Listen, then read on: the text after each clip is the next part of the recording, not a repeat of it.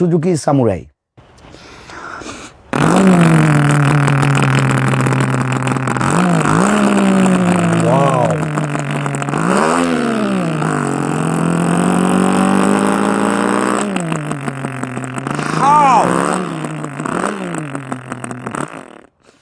My goodness. পুলিশের সাথে সম্পর্ক, আপনি কি পলিটিক্স করতেন? না, কিছু করতাম না, কিন্তু ছোট থেকে আমি ডন। আমি যদি বলি যে ওখানে হবে না তাহলে থাকতে পারবে না, আমি যদি বলি থাকবে তাহলে থাকবে, কথা ক্লিয়ার। জঙ্গির লিস্ট আমার নাম আসছে, ভার্সিটিতে দীর্ঘদিন যায় নাই। জঙ্গি লিস্টের নাম? হ্যাঁ, মাঝখানে জঙ্গি তালিকা হয়েছিল। নগেনের মামার লো বাড়ি ঠেকির মুগুড়ে কচু বনে। আব্বা এক সপ্তাহ পর পর বাড়ি থেকে বের করে দিত। আচ্ছা, ওসি সাহেবকে ফোন দিলাম যে আমার শোতে যাওয়াই লাগবে। কিভাবে কেমনে কি করবেন আমি জানি না ভাই, নাহলে কিন্তু সেরা বাড়া করে ফেলবো। কাপড় নষ্ট করে ফেলছে হাসতে হাসতে, এটা একদম চোখের সামনে রেকর্ড আছে আমাদের। সিরিয়াসলি আমি আজকে বাংলাদেশের কোনো হয়তো লিডিং পজিশনেই থাকতাম। 2024 জুলাই জি জি। কি করেছেন? ক্রস ফায়ার হবে ছেলেটাকে পাইলেই, ওকে নিয়ে এসে ক্যাবিনে রাখছি, তুই আমার ক্যাবিনে থাক। উন্মদ পবনে যমুনা তরজিত ঘন ঘন গর্জিত মে হো, দাম কত বিদ্যুৎ পথ তরু লুণ্ঠিত থর কম্পিত দেহ, ঘন ঘন রিম ঝিম রিম ঝিম রিম ঝিম। আসসালামু আলাইকুম প্রিয় দর্শক এবং শ্রোতা, আল্লাহ সর্ব অবস্থায় আমাদের সবার মঙ্গল করুন, সেই প্রার্থনা, সেই দোয়া জানিয়ে, শুভকামনা জানিয়ে শুরু করছি লাইফের একটি এপিসোড। এবং যাকে আপনারা স্ক্রিনে দেখতে পাচ্ছেন তাকে সোশ্যাল মিডিয়ায় চেনে না এমন লোকের সংখ্যা পাওয়া খুব মুশকিল হবে। অদ্ভুত প্রতিভা আমার কাছে মনে হয়েছে। তো ফাইনালি আমাদের অনুষ্ঠানে যেটা হয়, যিনি অতিথি আসেন তিনি তার নামটা নিজের মুখেই বলেন, তো আমরা তার মুখেই তার নামটা একটু জিজ্ঞেস করি। কেমন আছেন ভাই আপনি, তার আগে বলেন। আসসালামু আলাইকুম রহমতুল্লাহ, সবাইকে শুভেচ্ছা অভিনন্দন। আলহামদুলিল্লাহ আমি ভালো আছি। প্রথম প্রশ্নটাই খুব ভয়ানক প্রশ্ন ছিল, কেমন আছেন? তো এটা ভয়ানক কেন, সবাই ইউজুয়ালি করে। এটার কারণ হচ্ছে এরকম হয়, একটা জায়গায় একটা কোশ্চেন যে কোটি টাকার প্রশ্ন, ঠিক আছে বলুন, 1 নম্বর প্রশ্ন আপনি কেমন আছেন, অপশন এ ভালো, অপশন বি খুব ভালো, অপশন সি মোটামুটি ভালো, অপশন ডি খারাপ। ওরা এখন বলছে আমাকে অডিয়েন্স সাপোর্ট দিতে হবে, কমন আসে নাই। হ্যাঁ, সো মোটামুটি ওনার পরিচয় আপনারা পেয়ে গিয়েছেন, তো নামটা একটু বলেন নিজের মুখে। আমার নাম তানভীর সরকার নামে চেনে, আর তানভীরুল হুদা। আচ্ছা, তানভীর সরকার। আপনার মুখে আপনার জীবন গল্পটা একটু শুনতে চাই। আমি যখন অনেক ছোটবেলার কথা আমার মনে আছে, অনেক ছোট কথা বলতে শিখছি মোটামুটি। আমার মনে আছে যে বিভিন্ন গ্রাম থেকে, পাশের গ্রাম থেকে বিকেলবেলা মহিলারা আসতো দল বেঁধে। আচ্ছা, 5 জন 7 জন, কারো হাতে আমার জন্য খাবার থাকতো, নিয়ে এসে আমাদের বাসায় এসে আমাকে নিয়ে বসতো এবং বলতো, বাবু একটু ওই মুরগের মতো একটু শোনাও তো। আমি তখন ছোট্ট, বুঝতেন না যে আসলে কি হচ্ছে। না, তখন আমি ওই রকমই করতাম, আমার এইটুকু মনে পড়ে। তো তারা ওই আমার জন্য খাবার দাবার নিয়ে আসতো, এগুলা দিয়ে আবার চলে যেত। প্রায় প্রত্যেকদিন বিকেলবেলা আসতো, দেখে যাইতো আমার আশেপাশে। আমি তো গ্রামে বড় হয়েছি, আমার নানির বাড়িতে। হ্যাঁ, কোথায় জানি গ্রামটা? এটা হচ্ছে নওগাঁ জেলার ধামইরহাট থানা শিববাটি গ্রামে। আচ্ছা, নগদ উত্তরবঙ্গ না? উত্তরবঙ্গ, সঠিক। আচ্ছা, হাঁস মুরগি গরু ছাগল সবকিছু মিলাই, মানে আমার চোখের সামনে যেটা দেখি আমি ওই সাউন্ডগুলো কপি করতে পারতাম।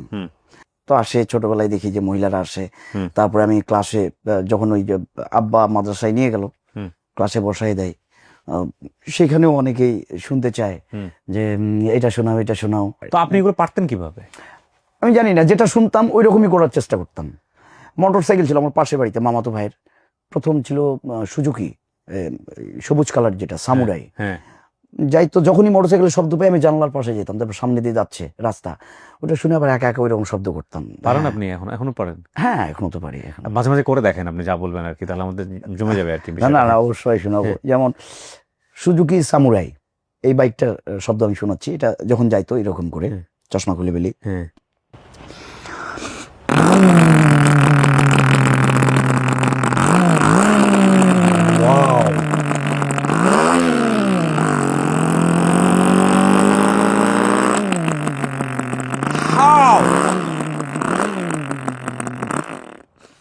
মাই গুডনেস, ইউ আর জিনিয়াস, একদম হুবহু। তো কিছুদিন পর উনি বাইক চেঞ্জ করলেন, আমার বড় ভাই, মামাতো ভাই আর কি, CDI 800 নিছে, তখন সাদা কালার। তো এখন ওইটাও যায়, আমি আবার মানে যখনই বাইকের, উনি তো টিচার ছিলেন, সকালবেলা যাই আবার সন্ধ্যার আগে আগে আসে। সকালবেলা আমি সাউন্ডটা শুনি, আমি জানলার পাশে দৌড়ে যেতাম, হুন্ডাটা যাবে, আমি শব্দ শুনবো, দেখবো, আবার আসে। তো এরকম দেখতে ওইটাও রপ্ত করে ফেললাম, CGI 800। হ্যাঁ।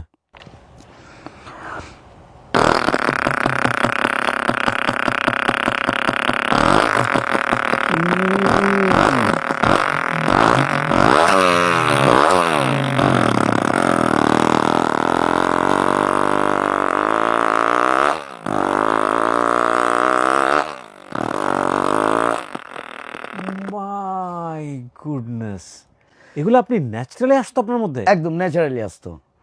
তো এরপরে ওই ইয়ামা RX CDI পরে আরেকটা বাইক কিনছে, হ্যাঁ। আমি ওইটাকেও ঠিক সেম ওইভাবে আর কি মানে কপি করে যখন শুনি যে এটা আসছে, আবার ওই ওই সাউন্ড আমি কপি করা শুরু করলাম। আচ্ছা। তারপরে আমি বাইরে যাতায়াত করতে হয় যখন, এই যে শহরে যাই, আমাদের বাসা তো জয়পুরহাটে। তো আব্বার চাকরি সুবাদে আমরা ধামরাটে থাকি, 2 ঈদে যাওয়া লাগতো। তো যাওয়ার সময় উঠতাম টেম্পুতে চড়ে যাইতাম। হ্যাঁ। এই টেম্পুর আওয়াজটা শুনে ওটাকেও আমি রপ্ত করে ফেলি। আচ্ছা।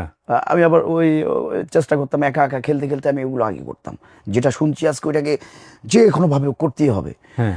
পুকুর পাড়ে ঝোপ ছিল, মানে একাই বসে থাকি যতক্ষণ হয় নাই, আমি কিন্তু ছোট তখন, কিন্তু আমার একটা টার্গেট ছিল, এই আওয়াজটা আমার মুখ দিয়ে বের করতেই হবে, কেন হবে না, চলে আসতো। এবং ওই আশেপাশের লোকজন শোনার জন্য একটু খাবার টাবার নিয়ে আসতো যে খাও। পরে যখন জানতে পারতো, তখন ওই যে বিভিন্ন গ্রাম থেকে মহিলারা আসতো, পাশের গ্রামগুলা থেকে, আচ্ছা। যে যাই দেখে আসি। সবাই তো চেনে আমাদের পরিবার, সম্মানী পরিবার। আপনার বাবা কি করতেন? আমার আব্বা উনি ছিলেন আরবি প্রভাষক। আরবি প্রভাষক? হ্যাঁ, কামিল মাদ্রাসার। এই 25 সালের জানুয়ারিতে রিটায়ার করেছেন। আচ্ছা। এবং উনি খুব নামি দামি একজন অ্যারাবিক লিটারেচারের শিক্ষক, ভালো একজন আলেম, সবাই চিনতো আশেপাশে? সবাই চিনতো। আমার নানা খুব নাম করা মানুষ ছিলেন পুরা এলাকার। আচ্ছা। সেই সুবাদে আমাদের পরিবারের একটা নাম আছে আর কি। আচ্ছা। আর ছোটবেলা থেকে সবাই বলে যে খুব ট্যালেন্ট, মুসা হুজুর বলে জানে সবাই আব্বাকে। আচ্ছা। মুসা হুজুর ছিল খুব ট্যালেন্ট, আমি জানতাম না আসলে কি ট্যালেন্ট, আমি এখনো বুঝি না আসলে কেন বলতো। Very god gifted. তো ওই আসতো। আবার দেখা যাচ্ছে যে আব্বার কাছে অনেক লোকজন আসে, অনেক আলেম ওলামা আসলে আমাকে খালি ডাকে, তখনই আমি বুঝি যে এই তো এখন যাই কোরআন তেলাওয়াত করতে লাগাই দিবে এখন নিয়ে যায় লোকজন আসলে, অথবা বলবে একটা শোনাও কিছু, আমি ভয়ে ভয়ে পালাই থাকতাম আর কি। তারপরেও এইভাবে করতে করতে ক্লাস 5-6-এ যখন উঠি। 5-6 মানে আপনি জেনারেল লাইনে পড়াশোনা করছেন? না, মাদ্রাসাতে। বাবা নিয়ে গেছে মাদ্রাসা? একদম। আচ্ছা। আমার যখন মানে মাদ্রাসায় যাওয়াটাও হয়েছে আমার বয়সের আগেই, কথা বলা শিখছি আমি একটু আগে, মোটামুটি যখন সব কথায় পরিপক্ক, তো বাসায় না রেখে আব্বা মাদ্রাসাতে নিয়ে যায়, ক্লাস 1-এ বসায় রাখছে। আচ্ছা। এবার ক্লাস 1 থেকে পরীক্ষা দিয়ে ক্লাস 2-তে উঠছে, রোল নাম্বার 1 হয়েছে। এখন কি করার, চলছেই। ক্লাস 10 পর্যন্ত ফার্স্ট বয় ছিলাম। আমি যখন ক্লাস 5-এ বৃত্তি দিতে যাই, তো বসে থাকলে ওই আমি পাইতাম না আর কি লেখা, ওকে দাঁড়ায় থাকে লিখতাম আর কি।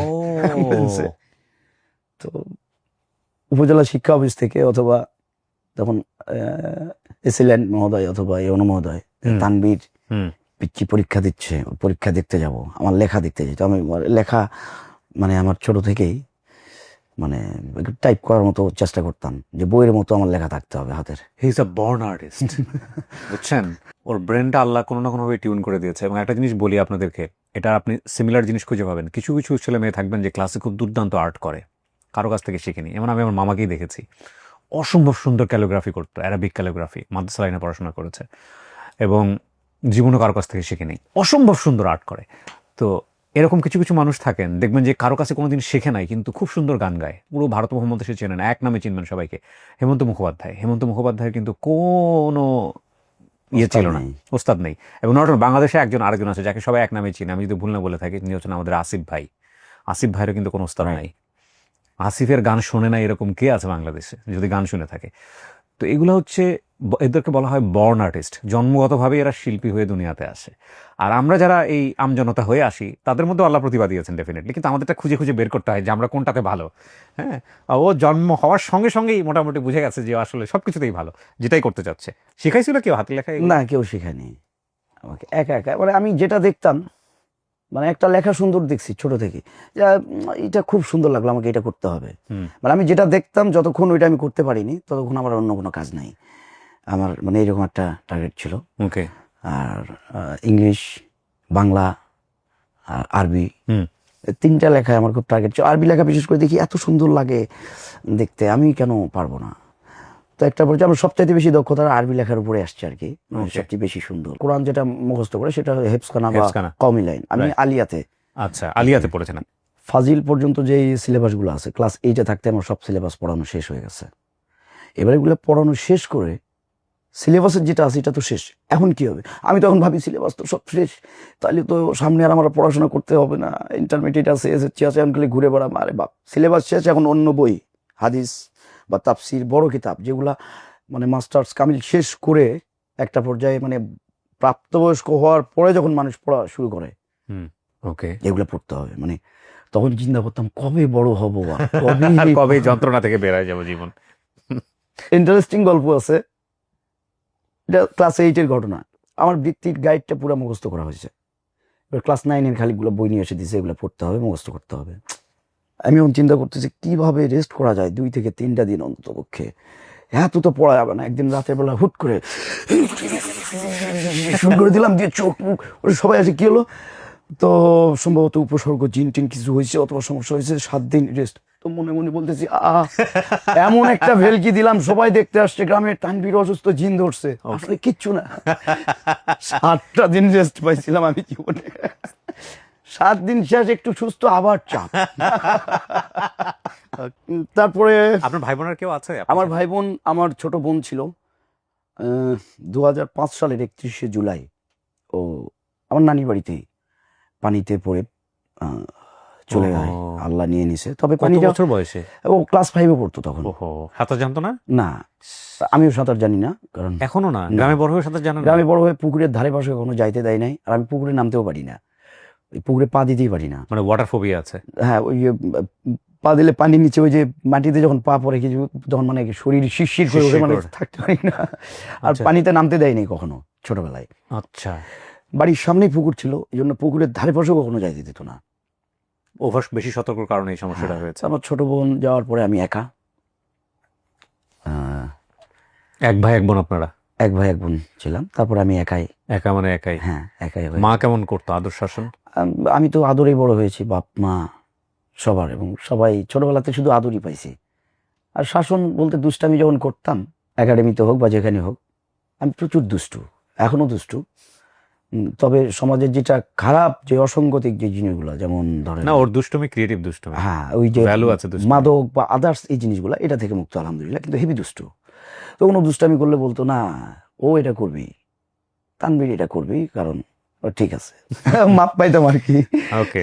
ক্লাস 10 পর্যন্ত আমি ওখানে পড়াশোনা করার পরে তারা চিন্তা করলেন যে আমাকে আরো ভালো মাদ্রাসায় পড়াশোনা করতে হবে। তখন আমাকে আবার জামিয়া কাসেমিয়াতে ভর্তি করানো হলো, নরসিংদীতে।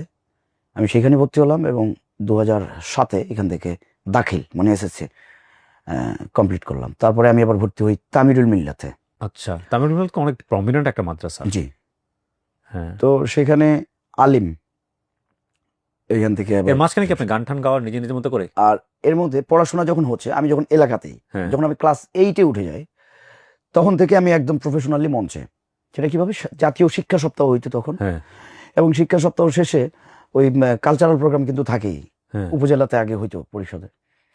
তো ওই শিল্পকলা একাডেমি এবং বিভিন্ন যে শিল্পী সংগঠন, শিল্পী গোষ্ঠী, তো আমরা তো যেহেতু মাদ্রাসার ছাত্র, আমাদের ইসলামিক সংগঠন ছিল, থিয়েটার, সঙ্গীত, কৌতুক সবকিছু আমাদের দলীয় পরিবেশনা। তো আমরা ওইখানে পারফর্ম করলাম। দেন আমি ওইখানে মিমিক্রি, এই যে শব্দগুলা, এটা মানে চূড়ান্ত আকারে মার্কেট পেয়ে গেল। কি পারতেন আপনি ওই সময় পর্যন্ত? আমি অনেকগুলো আওয়াজ, যে বিড়াল, মুরগি, তারপরে হচ্ছে কুকুর, তারপর বাইক, বিভিন্ন ইঞ্জিন, তারপরে বিভিন্ন মানুষের যারা বিখ্যাত ব্যক্তি, তাদের ভয়েস কপি করা। ওকে, ফাইন। তাছাড়া কৌতুক অভিনয় তো করতামই। তখন আমি রেডিও শুনতাম রেগুলার, আর রেডিও তেহরানের নিউজ শুনতাম, এবং আমি ওই আমার কবিতা লিখতাম, তখন আমি লিখে পাঠাইতাম, এবং রেডিও তেহরানে তখন বলতো যে তানভীরুল হুদা ধামইরহাট নওগাঁ থেকে পাঠিয়েছে কবিতা। তো আমার এইগুলো আর কি টান ছিল তখন। হ্যাঁ, আব্বা তেহরানের খবর শুনতে, তারপরে বিবিসি লন্ডন, রেডিওতে। আচ্ছা, তো তখন চিন্তা ছিল, আচ্ছা রেডিওতে গান হয়, আচ্ছা রেডিওতে কি আমাকে কখনো শোনা যাবে না? এর মধ্যে বলে রাখি, আমি কিছু ইনস্ট্রুমেন্ট বাজানো শিখেছি, মানে নিজে নিজে? এগুলো একা একা। কি কি সেটা? আমি দোতারা টুকটাক বাজাইতে পারি, উকুলেলে, ওকে, প্লাস আমার মানে সবচেয়ে প্রিয় যেটা সেটা হচ্ছে অ্যাকোস্টিক ড্রামসটা আমার ভালো লাগে। সব নিজে নিজে? নিজে নিজে। মাদ্রাসায় পড়ে এটা সমস্যা হতো না? না, সমস্যা হইতো না। শুরু হলো এই স্টেজ। আচ্ছা, আমি একটু বলি, আমার ওনার কণ্ঠ শোনার লোভ সামলাতে পারছি না। আপনি যে কোনো একটা শোনান না আমাদেরকে, যেটা ভালো লাগে। ভানু সিংহ পদাবলী। হ্যাঁ। শান গগনে ঘোর ঘন ঘটা নিষেধ যামিনী রে, সাবন গগনে ঘোর ঘন ঘটা কুঞ্জ পথে সখী कैसे যাব, কুঞ্জ পথে সখী कैसे যাব, অবলা কামিনী রে,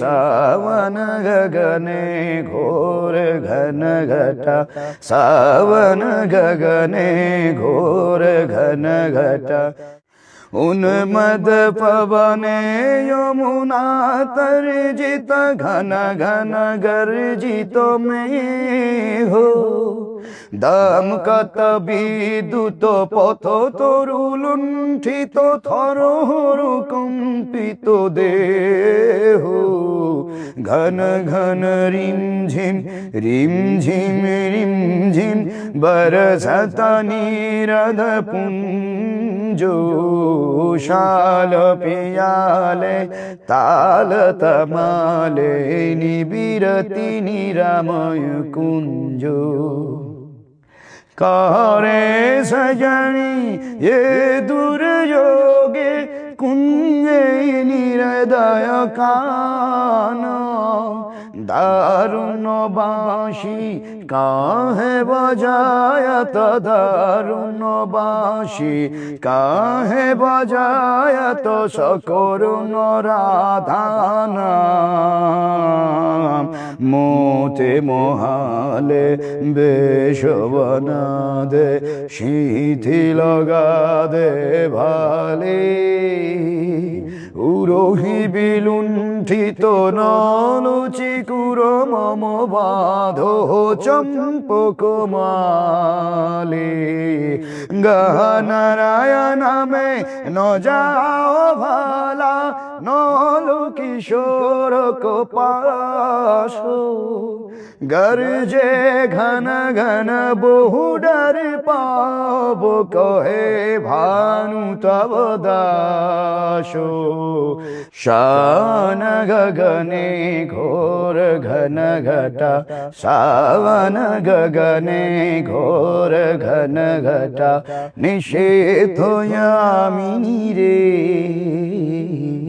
सावन गगने ঘোর ঘন ঘটা। ভানু সিংয়ের পদাবলী তো আপনার ভালো লাগার কথা না, মানে আপনি যেই ট্র্যাকে আছেন আর যেই লাইনে আপনি যেসব জিনিস শিখছেন, প্রথমত রবীন্দ্রনাথের গানে যাওয়া পর্যন্ত ঠিক আছে, কিন্তু রবীন্দ্রনাথের ভানু সিংয়ের পদাবলী পর্যন্ত আপনি চলে গেলেন কেন? মানে এটা কি মিউজিকটা আপনাকে টাচ করেছিল? আমার এই যে পদাবলীটাই টাচ করেছিল, কারণ ভাষাটা অন্য, ব্রজবুলি ভাষা। হ্যাঁ। আর এটা ওই শাওনের যে ব্যাপারটা, হ্যাঁ, মানে শ্রাবণে খুব প্রচুর বৃষ্টি এই যে হচ্ছে, পরিবেশটা, পরিবেশটা এটাকে যে তুলে ধরেছে, আমি এটা সচরাচর কোন বয়সে আপনার ভালো লাগছে? এটা আমি সম্ভবত এটা কত সালে 2010-11 দিকে আমি এটা তখন থেকে এটা আপনি শুনতেন রবীন্দ্রনাথের গান ওই সময়? শুনতাম, সব শুনতাম না, কিছু কিছু। হ্যাঁ। তার মধ্যে এই গানটা যখন আমি শুনি, প্রথম দিন যেদিন শুনি সেদিনই আমার ভালো লাগে। ওকে। আমি এটা সম্ভবত FM বা কোথায় মনে পড়ছে না। হ্যাঁ। তারপর এটা খুঁজে খুঁজে খুঁজে খুঁজে বের করে আমি খুব অপেক্ষায় ছিলাম যে কোথায় পাবো। আমার ফ্রেন্ড বললো গানটা হচ্ছে, তো ব্লুটুথ মোবাইল, মানে ছোট মোবাইল, ওটা রেকর্ড করলেন? আমি রেকর্ড করলাম। ওর টেস্টের ডেপথ আছে, মানে এই গানটা যখন শুনি, এটা আমার খুব অনেক সময়ের খুবই পছন্দের একটা গান, আমি বহুবার রেডিওতে বাজিয়েছি। নট অনলি দ্যাট, ও যখন এটা করতে চাইলো তখন আমি বুঝলাম যে ওর আসলে টেস্টের ডেপথ আছে। সো জি, আমরা অংশগ্রহণ করলাম, আমার পারফরমেন্স প্লাস আবার সঙ্গীত করছি, আবার নাটকে অভিনয় করছি একই দিনে। অভিনয় ঢুকে গেছেন এর মধ্যে। হ্যাঁ, এরপর থেকে শুরু হয়ে গেল উপজেলাতে, ওই পরিষদে কোনো ফাংশন হয়েছে মানে তানভীরকে লাগবে, ইয়ন মহোদয় সরাসরি গাড়ি পাঠাই দিতেন, আমাকে খুব স্নেহ করতেন। ঢাকায় আসার পরে একদম একটা জাতীয় মানের সংগঠন, সেখানে অ্যাড হয়ে গেলাম আবার। কোনটা সেটা? সাইমুম। সাইমুমে অ্যাড হলাম। এবার সাইমুমে আসা মানে সাইমুম তো হলো ন্যাশনাল প্লাস ইন্টারন্যাশনাল একটা সংগঠন, ইসলামিক সংগঠন। একটা পরিসর বেড়ে গেল, থিয়েটারে কাজ করি বড় বড়, মানে তখনও বাইরের শোগুলা করি নাই। তারপরে ইন্টারমিডিয়েট শেষ করার পরে আমি রাজশাহী বিশ্ববিদ্যালয়ে চান্স পেলাম আরবি সাহিত্য। আরবি সাহিত্য নিয়ে পড়লেন, আগে থেকে টার্গেট ছিল? না, আগে থেকে টার্গেট ছিল নাট্যকলায়। আচ্ছা। আমি আরবি ডিপার্টমেন্টে আমার আব্বার ছাত্র এবং আমার বড় ভাই, আমাদের বাড়িতেই আব্বা তাকে সন্তানের মতো করেই মানুষ করেছেন, পড়াশোনা শিখাইছেন, আমাকে যেভাবে শিখাইছে ঠিক সেভাবে। তবে আব্বার একটা আফসোস যে তার জীবনে হাতে করা 4জন আছে স্টুডেন্ট, 4জনই gold medalist, BCS cadre first class first, মানে সব কিছু বিসিএস সেখানেও মানে গোল্ড মেডেলিস্ট, বিশ্ববিদ্যালয়ের অধ্যাপক। কিন্তু আব্বার আফসোস যে আমি তার ছেলে তাদের মতো হইতে পারলাম না, তার ছাত্ররা যেটা তাকে দিয়েছে। তো আমার বড় ভাই তিনি আরবি ডিপার্টমেন্টে, আরবিক ডিপার্টমেন্ট তিনি অধ্যাপক। তো আব্বা বলে দিছে ও যেন নাট্যকলায় চান্স না পায়, মানে ভর্তি হইতে না পারে। ও, বড় ভাই কি আপন, মানে সম্পর্কে বড় ভাই আর কি? হ্যাঁ, সম্পর্কে বড় ভাই। আব্বা তাকে মানে আব্বার হাতের যে নোটগুলো উনি সেগুলো এখনো ভার্সিটিতে লেকচার করেন, আমার বাপের দেওয়া সেই আরবি সেকেন্ড পার্টের আর কি, গ্রামার। এবার আমি নাট্যকলা ডিপার্টমেন্টে ভাইভা, নাট্যকলার ভাইভা কিন্তু সো টাফ। নাট্যকলার ভাইভা টিকা মানে বিসিএস এর ভাইভা সেম। আমার মনে হয় বিসিএস এর থেকে নাট্যকলাটা একটু কঠিন বেশি। রাজশাহীতে? যে কোনো, আপনি কোথায় দিয়েছেন ভাই? রাজশাহীতে। যে কোনো ইউনিভার্সিটির নাট্যকলা ডিপার্টমেন্টে যদি কেউ ইন্টারভিউ করে তাহলে শিওর থাকতে হবে বিসিএস তার কাছে কিছুই না। যেমন বিসিএস অনেক হার্ড কোশ্চেন করা হয়, কিন্তু বলা হয় না তুমি ব্যাং হও ইনস্ট্যান্ট 1 সেকেন্ডের মধ্যে। এমনও হয় ম্যাডামকে কিস করো, একটু যদি হেজিটেটেড করি তাহলে আউট। ইনস্ট্যান্ট আমি গেছি কিস করতে, ম্যাডামকে ফুল দিয়ে কাছাকাছি গেছি, ওকে ওকে ওকে। কিন্তু এর মধ্যে দেখে নেই যে আসলে আমার মধ্যে কিছু জেস্টার ঠিক আছে কিনা। হ্যাঁ হ্যাঁ। So you face that kind of interview? আমি এখানে একদম পাক্কা, মানে আমি সব কিছু, আমার কি কোনো কিছু আটকাইতে পারতেছি না। স্যার বলছে তুমি আমাদেরকে একটা ইসলামী সঙ্গীত শোনাও, শুনাইলাম। তুমি আজান শোনাও, তো আজান শুনাইলাম। তুমি একটা তেলাওয়াত শোনাও, তেলাওয়াত শুনালাম। তুমি সব কিছু করছো। আচ্ছা, তুমি কি নাট্যমকে ভালোবাসো? জি স্যার। নাট্যমের সব সিদ্ধান্ত তুমি মেনে নিতে প্রস্তুত? জি স্যার। নাট্যমের সিদ্ধান্ত তোমাকে আরবিক লিটারেচারে ভর্তি হতে হবে। নাট্যমের সিদ্ধান্ত আরবি সাহিত্যে ভর্তি হতে হবে। কফি ছিল মুখে, খুব জোরে হাসলে সমস্যা হতো ক্যামেরা। তো শিবসে জি স্যার। তারপরে নাট্যম তোমার জন্য খোলা, নাট্যম তোমার, হ্যাঁ তুমি সবসময় আসবা, কিন্তু সিদ্ধান্ত তোমাকে আরবি সাহিত্যে ভর্তি হইতে হবে। এই কাজটা করছে আপনার বাপে? এখন বাপে বলে দিছে বড় ভাইকে, তার ছাত্রকে, নাট্যকলা আর আরবি সাহিত্য একদম একই সুতোই গাথা, খুব ভালো সম্পর্ক দুটার এই ডিপার্টমেন্টের। তো আরবি সাহিত্যে ভর্তি হয়ে গেলাম। ওকে, আরবিতে ভর্তি হলাম। কিন্তু ওই সময় বিশ্ববিদ্যালয়ের পরিবেশটা এমন ছিল। কত সালে এটা? এটা 2010-11 এই সময়। ওকে, আসলে ডিপার্টমেন্টটা মানেই মার্কা মারা, আরবি ডিপার্টমেন্ট এটাই একটা অপরাধ, এরকম একটা ব্যাপার ছিল রাজশাহীতে। এখন মজার ব্যাপার হলো, রাজশাহী বিশ্ববিদ্যালয়ের যে একটা চত্বর আছে এটা তো সবাই জানে, ইবলিস চত্বর। এখন আমি আরবি ডিপার্টমেন্টের ছাত্র, কিন্তু সন্ধ্যার পরে ঠিক ইবলিস চত্বরে গিয়ে আমি বসি এখন। তো এটার কাহিনী কি আসলে ইবলিস চত্বরের? ওটা হয় কি, মানে আমাদের ওই অঞ্চলটা রাজশাহী, চাঁপাইনবাবগঞ্জ বা নওগাঁর কিছু সাইড আছে, এখানকার মানুষগুলা মানে খুব কট্টরপন্থী ধার্মিক। আচ্ছা। এখন এর মাঝে তারা যদি একটু অসঙ্গতিপূর্ণ কোনো চলাফেরা বা কিছু থাকে তাহলে বলে এটা সরাসরি শয়তান। নাট্যকলা ডিপার্টমেন্ট রাজশাহী বিশ্ববিদ্যালয়, এটা মিউজিক প্লাস সঙ্গীত ডিপার্টমেন্ট আরও যারা আছে, তো এখানে সন্ধ্যার পরে ছেলে মেয়েরা ওই বড় মাঠ, ওই আড্ডা দেয়, গল্প করে, মানে স্মোক করা, মানে যেটা হয় আর কি। আবার গান বাজনা করতেছে ওই জায়গায়, ওই ঢোল টোল দিয়ে।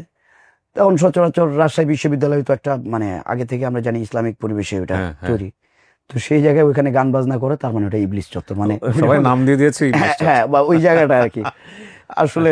কিন্তু আপনি পড়ে যাইতেন রেগুলার ওখানে? হ্যাঁ, কারণ আমাদের তো টার্গেটটা হলো থিয়েটার বা তাছাড়াও আমাদের সাংগঠনিক একটা ব্যাপার ছিল, যেটা আমরা থিয়েটার করতাম, ইসলামিক থিয়েটার, বাট আমরা বামদের সাথে মিশতাম বিশেষ করে। কারণ থিয়েটার বা এই জিনিসটা জেনুইন যে শিক্ষাটা, এটা ওখান থেকে পাওয়া যায়। এখন আমাদের তো শিখতে হবে। আমরা যেই ডানপন্থী থিয়েটার করছি, আমরা তো আর ইচ্ছা মতো একটা বানাই দিতে পারলাম না, আমাদেরকে তো গ্রামারটা ফলো করতে হবে। তো এই গ্রামারটা মূলত পাইতে হলে ওই দিক থেকেই দিতে হবে। আমরা মিশতাম, চেষ্টা করতাম এবং আমরা কালেক্ট করতাম, শিখতাম আর অ্যাপ্লাই করি আমাদের মাঝে। আচ্ছা, এইভাবে খুব বেশি ক্লাস করা হয় নাই বিশ্ববিদ্যালয়ে। আমি মানে পড়াশোনা শেষ করি নাই ওখান থেকে।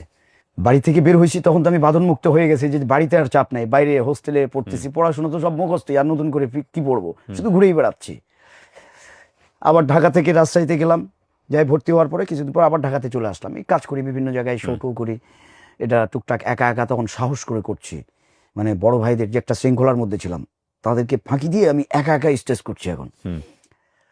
তো এর মধ্যে মিরাক্কেল অডিশন, আমি আবার মিরাক্কেলের অডিশন কিন্তু দিতাম। আচ্ছা, সে মিরাক্কেল 5 থেকে ওকে, অডিশন দিয়ে কিন্তু সিলেকশন হয় না। মিরাক্কেল 6-এ অডিশন দিলাম, অসম সালাতে দিলাম, হইল না। এর মধ্যে মিরাক্কেল 7-এর অডিশন চলে আসলো। এবার রাজশাহীতে পুরো একটা সার্কেল করে ফেললাম, যা আজকে অডিশন এখানে আমাকে সিলেক্ট হতেই হবে, আর না হলে টিম কেউ রাজশাহী থেকে বেরোতে পারবে না, কথা শেষ। হ্যাঁ, আর একটা ভায়োলেন্স ছিল এটাও। ওহো, যদি একবার শুভঙ্করদার সামনে যাইতে পারি তাহলে সিলেকশন, কারণ উনি বোঝে যে ওর ভিতরে কি আছে নিয়ে নেই। কিন্তু তাছাড়া অন্য যে স্টাফগুলো থাকতো তারা কেন জানি অ্যাভয়েড করতো আমাদেরকে। এইটা সিলেকশন হয়ে গেলাম, চলে গেলাম মিরাক্কেলে। ওকে, মিরাক্কেল করে আসলাম। তারপর থেকে একদম মানে আমি প্রফেশনালি স্টেজ করি। তার আগেও করতাম, মোটামুটি 2-3 বছর আমি একবারে জায়গা তৈরি করে ফেলছি। কিন্তু কমেডিয়ান যে ব্যাপারটা নিজের মধ্যে আনা, এটা কি আগে থেকেই ছিল? আগে থেকে আমি ওই যে মঞ্চ নাটক বা টিমে যখন কাজ করতাম, আমি কমেডি অভিনয়টা বেশি বেশি করতাম। আচ্ছা, নাটকে প্লাস কৌতুক, দলীয় কৌতুক যেগুলো ছিল, তারপরে একক কৌতুক, আমার এইরকম রেকর্ডও আছে। এটা জানি না এখন হয় কিনা, তবে আমি এখন ওই চ্যালেঞ্জ গ্রহণ করলে ওইরকম এটা করতে পারবো। রেকর্ডটা হচ্ছে এইরকম যে আমি পারফরমেন্স করতেছি, সামনে মহিলা পুরুষ 2 ক্যাটাগরির দর্শকই 2-4 জন কাপড় নষ্ট করে ফেলছে হাসতে হাসতে। এটা একদম চোখের সামনে রেকর্ড আছে আমাদের। সিরিয়াসলি হাসতে হাসতে হাসতে হাসতে আবার হাসতে হাসতে নওগাঁর মান্দা উপজেলায় প্রোগ্রামটা ছিল ওই সময়, বিগত সরকারের সময়, একটা অঙ্গ সংগঠনের। আমি ভাবছি যে সম্ভবত কেউ স্ট্রোক করছে বা চেয়ার থেকে পড়ে গেছে ওহো স্টেজ, আমি ভয় পেয়ে গেছি। তারপরে উনি স্টেজের সামনে এসে বল, ভাই 5টা মিনিট বিরতি দাও ভাই, মরে দাও ভাই, সব আটকে গেছে। আমি তখন বললাম কি হইল এটা। মিরাক্কেল করার আগেই মোটামুটি আমি মিউজিকে এবার ওই যে একটু টুকটাক প্র্যাকটিস করতেছি, তবে হারাম না যেটা।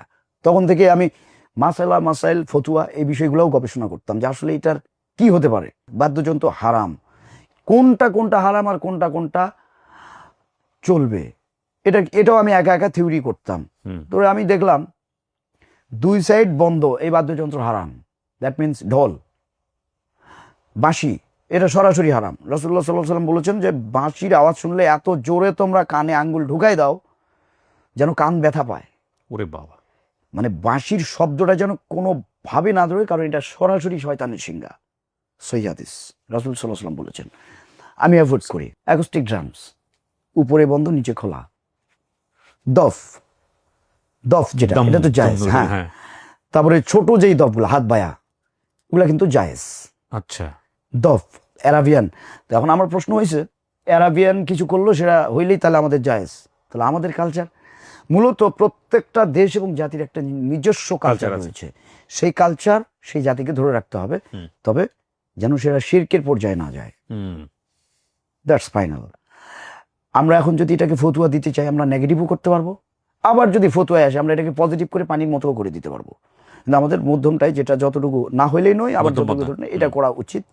তো আমি একা একা এই জিনিসটা চিন্তা করতাম, কারণ আমি জানি আমার বাপ অনেক বড় একজন আলেম, এবং আমিও একটা সময় এটা একটা মানে ওই আদর্শ হবে, এটা কখনো আমাকে যেন মানুষ খারাপ না বলে।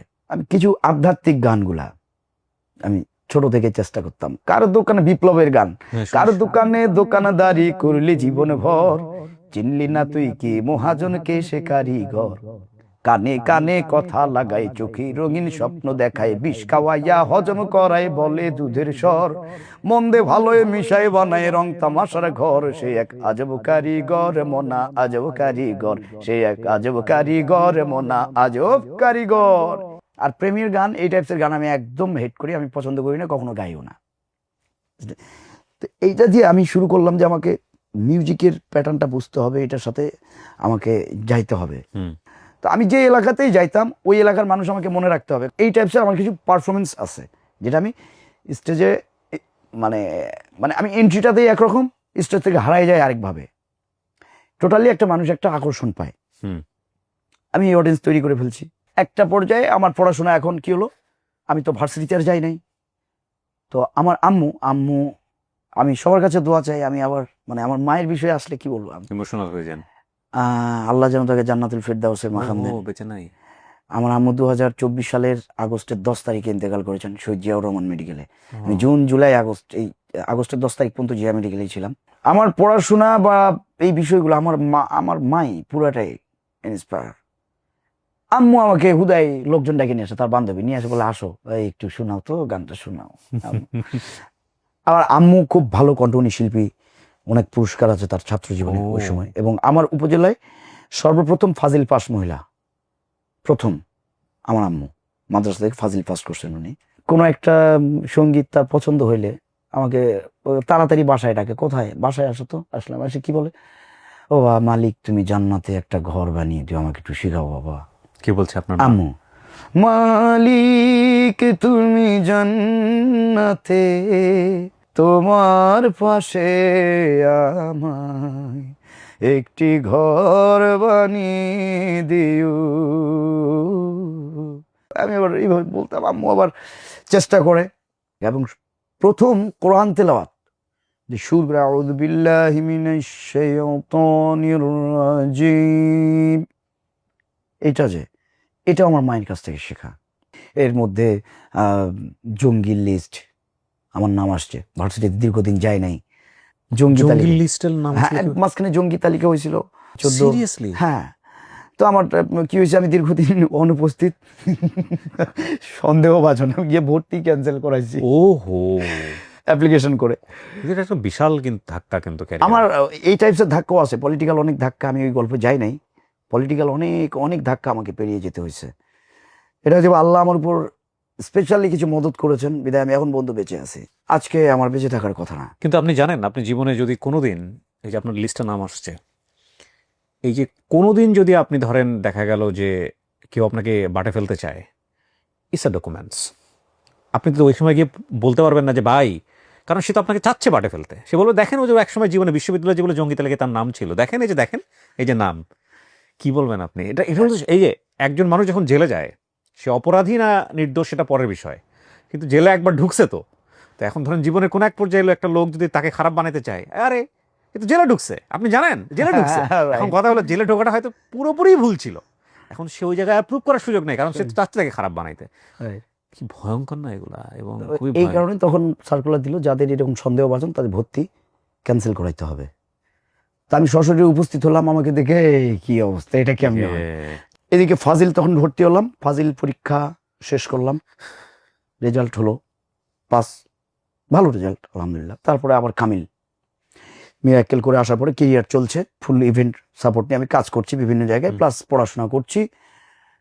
কামিলও শেষ করলাম, তারপর থেকে এভাবেই চলছে আর কি। মানে আমার জীবনে যে অনেক বড় কোনো স্বপ্ন, এরকম কোনো স্বপ্ন নেই নাই, এলাকাতেই থাকি।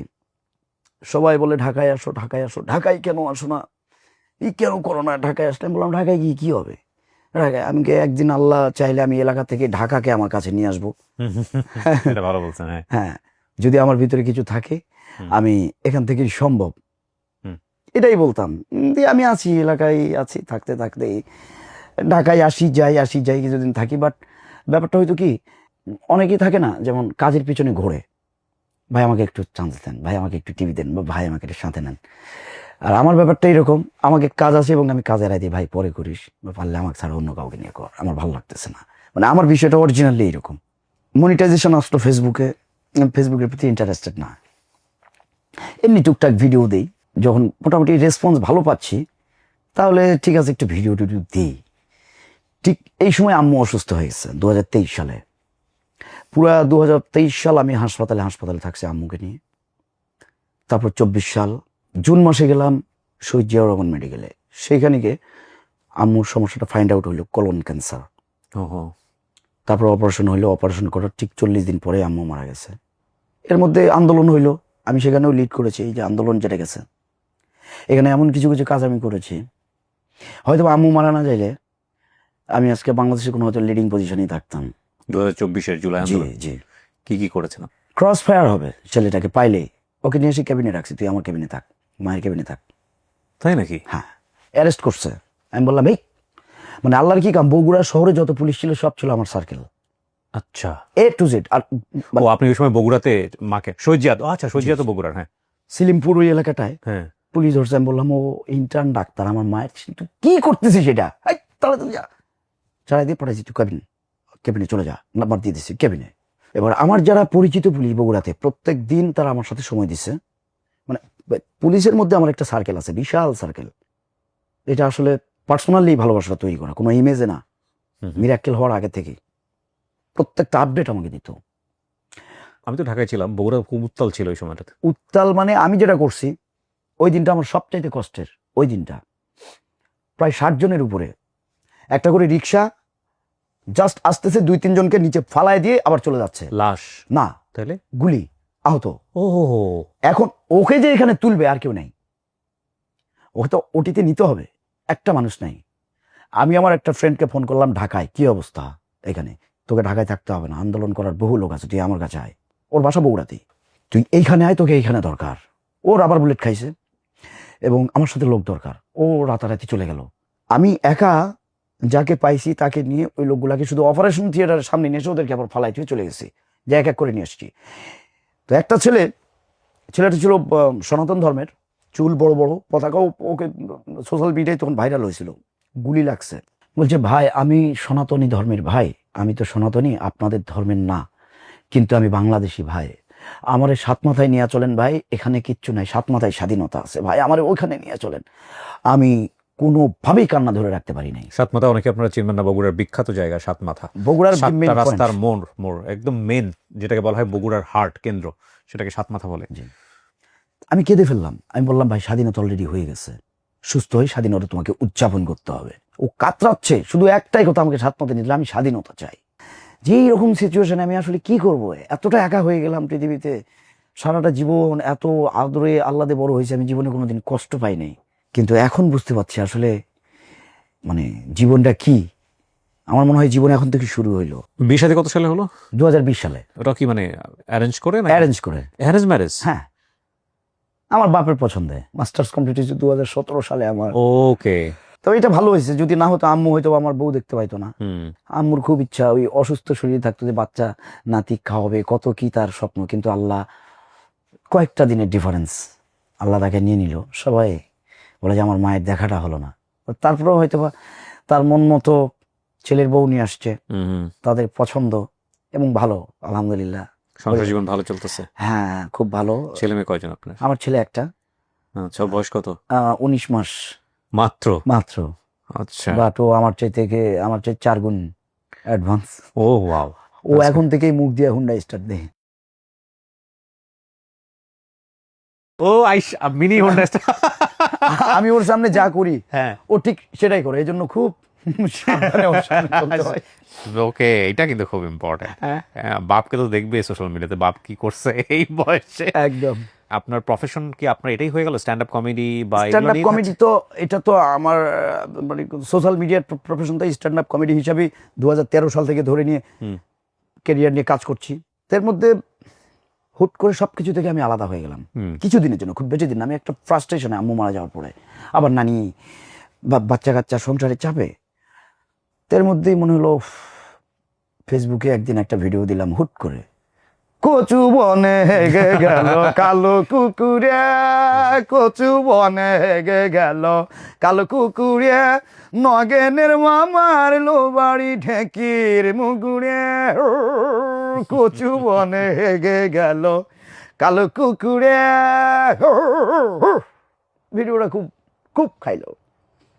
তার আগেও আমার ভিডিও ভালো গেছে, কিন্তু এটা মানে খুব, তখন আমার মানে একটু ভালো লাগলো দেখে যে বাহ, কাজ হচ্ছে তো। রেগুলার ভিডিও এমনি একটু দিতে থাকলাম, বাসায় থাকি বাট সময় পাইলে একটু ভিডিও দেই। ওই মোটামুটি একটু জিনিসটা থেকে বেরিয়ে আসতেছি, শোক বা এই ভেতরের খারাপ লাগাটা। কিভাবে আমরা অনেক মানুষের কাছে থাকলে, সামনে থাকলে কিন্তু কষ্ট চাপা থাকে না, কমে যায়। যে আমার কোনো আত্মীয় স্বজন মারা গেছে, সে খুব কষ্ট পাইছে, কিন্তু অনেকগুলো মানুষ আসছে জানা যায়, মোটামুটি সে লাঘব। কিন্তু কেউ যদি না আসে, কলিজা ফেটে মারা যাবে।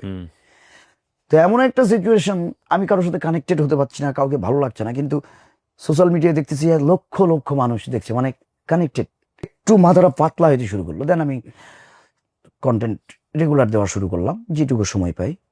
মানে এর পিছনেই দিয়ে সময় দিচ্ছি তা না, আমাকে ওই বাড়িতে ফ্যামিলি এটা সেটাই সময় দিতে হচ্ছে। এর মধ্যে 5 মিনিট সময় পাইছি আজকে, 5 মিনিটের মধ্যে একটা ভিডিও বানাই ছেড়ে দিলাম, জাস্ট ইনস্ট্যান্ট মাথায় আসে? ইনস্ট্যান্ট।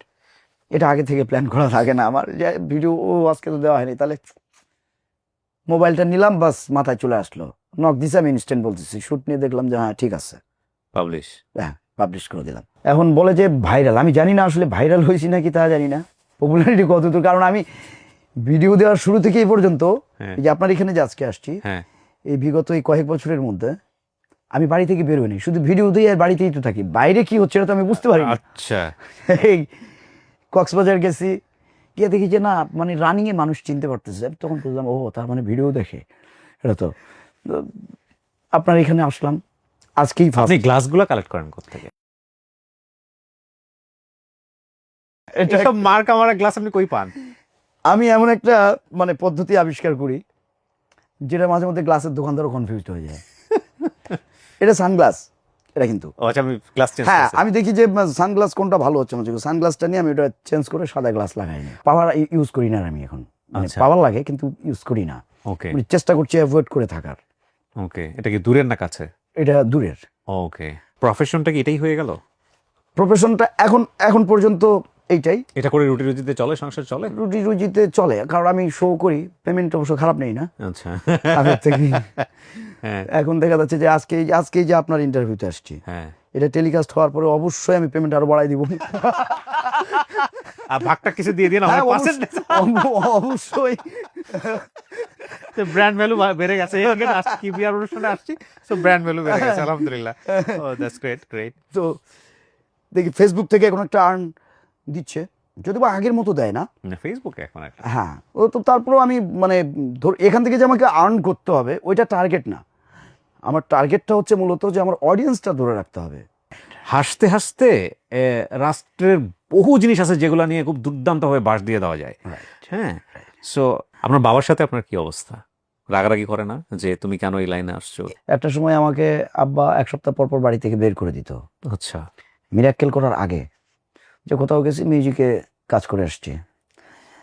তো সেটা হয়েছে কিভাবে, আমি লুকায় গেছি মিথ্যা কথা বলে, অথবা প্রাচীর টপকে গেছি আব্বা ঘুমানোর পরে, অথবা থানা থেকে পুলিশ ডাকছি, আব্বা তালা মারে ইয়া করে রাখছে, একটা বই দিয়ে তালা মেরে রাখছে আমার রুমে। ওসি সাহেবকে ফোন দিলাম যে আমার শোতে যাওয়াই লাগবে, কিভাবে কেমনে কি করবেন আমি জানি না ভাই, নাহলে কিন্তু সেরা বাড়া করে ফেলবো। ওকে দাঁড়া দেখতেছি, দাওগা আসে, কনস্টেবল নিয়ে ওসি সাহেব পাঠাইছে, তানবীরকে একটু দরকার ডাকছে। মানে পুলিশ আপনাকে কেন হেল্প করে? পুলিশের সাথে এই সম্পর্ক, আপনি কি পলিটিক্স করতেন? না কিছু করতাম না, কিন্তু ছোট থেকে আমি ডন, ওই পলিটিক্যাল নেতারাও সব ওই মানে আমার এলাকায় আর কি। আচ্ছা। আমি যদি বলি যে ওখানে হবে না তাহলে থাকতে পারবে না, আমি যদি বলি থাকবে তাহলে থাকবে, কথা ক্লিয়ার। মানে আপনার এই কমিউনিকেশনটা ছিল সবার সঙ্গে? আছে, পোলাপান আপনার সঙ্গে কথা কথা শুনতো, মানে শুনে? শুনতো, শোনে, এখনো শোনে, এবং নেতারাও কথা শুনে, এমপিরাও কথা শুনে, আলহামদুলিল্লাহ। ওকে, দ্যাটস ফাইন। কোনো কিছু দরকার টরকার লাগলে বলেন আমাকে, এখন আমি বললেও শুনবো। মানে তাকে মানে শোনে, মানে আমি যে বলছি ভালো আছেন না খারাপ আছেন এটা শোনে। মানে ওসি আমাকে খুব স্নেহ করতেন, কারণ ওই যে দুষ্টু পুংটা যেটা বলে, দুষ্টু মানে আমার এই ক্যাটাগরি দুষ্ট পোলাপান সবাই পছন্দ করে, কারণ আমি তো মানে যেটা খারাপ অসঙ্গতিপূর্ণ ওই টাইপের দুষ্ট না। বললাম, আসলো, আব্বা বুঝে যায় যে এই তো কাহিনী এটা ঘুরে গেছে, বলো ঠিক আছে নিয়ে যাচ্ছ, যাও তোমরা, আবার সময় মতো দিয়ে যাও। ঠিক আছে, পার হয়ে যায়, আমি চলে গেলাম শোতে। রাত্রে 3টার সময় আবার ওই পুলিশ এসে, চাচা ওই যে তানবীরকে দিয়ে গেলাম। আব্বা তো জানে, ঠিক আছে, আমি বুঝি থানায় ছিলাম। 1 সপ্তাহ পরে কেউ না কেউ বলো, হুজুর আপনার ছেলে তো অমুক জায়গার সেদিন খুব গান করে আসছে। আব্বা এশার নামাজের পর বাসায় আসলো, বাসায় এসে বলে এই বাড়ির থেকে বাড়া। আর আমি খালি এটার অপেক্ষায় থাকি কখন বলবে বাড়ির থেকে বাড়া, মানে বাড়ির থেকে বাড়াইলে আমি মুক্ত ডানা, মানে খুব। আচ্ছা, বাইরে হয়ে গেলাম, পাশের বাসায় আমার নানির বাড়ি, মানে আম্মুর খালা, ওইখানে যে উঠছি, আর বাড়িতে পারবে অন্তপক্ষে একটা রাত তো থাকতে হবে। সকালবেলায় আম্মু আসে, হাজিরায় তোর আব্বা ডাকতেছে পড়তে বসবে, আমি তাহলে লাভ কি হলো, বাড়ি থেকে বের করে দিয়ে। এরকম হইতো। মিরাক্কেলের চান্স পাইলাম, টাকা নাই, পুলিশ, বন্ধু বান্ধব, রাজনৈতিক যে যে অবস্থায় আছে সবাই সবার জায়গা থেকে টাকা তুলে পাসপোর্ট ভিসা আচ্ছা। যখন আমি মিরাক্কেলে একটা ভালো পারফর্ম করলাম, কয়েকটা পারফর্ম করছি, বাট রেকর্ড ব্রেক করা। তারপর আবার যখন চলে আসলাম, মানুষের যে চতুর্দিকে একটা উৎসাহ, যেমন বিশ্বকাপ খেলা এখন যেভাবে দেখছে, আমার প্রত্যেকটা এপিসোডে পুরো ওই এলাকাগুলা এরকম প্রজেক্টর নিয়ে আসে, মানে একটা ব্যাপক উৎসাহ উদ্দীপনা। ওকে। আর মোবাইলে মেমোরি কার্ড ছিল, এত নাকি ব্যবসা করছে মেমোরি। পরের দিন আজকে এপিসোড টেলিকাস্ট হয়েছে, কালকে 100-150 জন সিরিয়াল ধরে দাঁড়ায় আছে, মেমোরি কার্ডে এখন ওইটা উঠাই নিবে কম্পিউটার দোকানে। বাবা। মানে আর ছোট বাচ্চারা বিশেষ করে আমার ভক্ত বেশি। আচ্ছা। তো এই চার্মটা পাইলাম, আমাদের পুলিশ সুপার সংবর্ধনা দিল, এবং এই সংবর্ধনা হয়ে গেল ইতিহাস। আমার কাছে এখনো ভিডিও ফুটেজটা আছে, এখনো ফেসবুকেই দেওয়া আছে, যে নওগাঁ থেকে জয়পুরহাটের আমাদের ওই ধামরাটের উপর দিয়ে যাইতে হয়, বাস বাইপাস রোড দিয়ে যাইতে হয়েছে, রোড দিয়ে যেতে পারে। এত মানুষ কোথা থেকে এসছে এটা আমি আজও বুঝতে পারি না। তো আব্বা তখন থেকে আর কিছু বলে না। আল্লাহ একটা ক্ষমতা দিয়ে পাঠাইছে, আল্লাহ কিন্তু এটার হিসাব নেবে। আমার মনে পড়লো, এটা কামিল পরীক্ষা যখন দিই, তখন আমার ভাইবা বোর্ডে কয়েকজন আলেম ছিলেন। আর যখনই আমার ভাইবা হয়েছে সারা জীবনে, উন্নত সবার তো একটা থাকে যে এটা তুমি শিখো, এটা বলবে, তুমি বলে যাও। কিন্তু আমার সময় সবাই অফিসে ঢুকে যাইতো, আমার সামনে খানিকগুলা কিতাব, ওনাদের সামনে খানিকগুলা কিতাব। এবার আমাকে প্রশ্ন করা হচ্ছে, যতক্ষণ ঠেকাইতে পারে নাই ততক্ষণ চলবেই। তো আমাকে বলছে যে আপনি কি করবেন এই প্রফেশনালি, আপনি যে কৌতুক করেন। আমি বললাম আমি বাদ দিয়ে দিব। আমরা কেন বাদ দিবেন? আল্লাহর কাছে জবাবদিহি করতে হবে। তো আল্লাহ তো আপনাকে প্রতিভা দিন। ঠিক আপনার এই কথাটা হাদিস শরীফ খোলেন, দেখেন কিতাবুল জেহক, কিতাবুল মাজাহ, ঠাট্টা হাসি কৌতুক অধ্যায় তো আছে আপনার জন্য, তো আপনি বাদ দিবেন কেন? দেখেন ওয়াজ মাহফিলে ধরেন আমি সুদ নিয়ে কথা বলবো, তাহলে বলবো হুজুর কোরআন থেকে কথা বলেন, আর নয় পরের বক্তা নিয়ে আসেন, মানে বন্ধ, মানে হক কথা বলতে গেলেই মাহফিলটা বন্ধ, এরকম একটা পরিবেশ ছিল। তো বলছে যে আপনি চমৎকার ভাবে হক কথা বলতে পারবেন, আপনার কাজ থাকবে আমরু বিল মারুফ নেহি আনিল মুনকার, এটাকে বেস করে আপনি জোকস বলবেন, আপনি কৌতুক করবেন, আপনি এটা চালিয়ে যাবেন। কেন আপনি বন্ধ করবেন, বাদ দিবেন? এটাই আপনার কাজ। উদউ ইলা সাবিলি রাব্বিকা যুল হিকমা ওয়াল মাউইজাতিল হাসানা, তোমরা তোমার রবের দিকে আহ্বান করো উত্তম কৌশল অবলম্বন করে। তো এটা আপনার দাওয়াতের কৌশল, আল্লাহ আপনাকে এই প্রতিভা দিয়েছেন, আপনি এই প্রতিভা দিয়ে এইভাবেই দাওয়াত করবেন। মানে মাঝখানে আমি একটু কনফিউশনে ছিলাম, কি করব না করব, যে কামিল শেষ হচ্ছে আমার, তখন ডিসিশন নিলাম এটাই করতে হবে।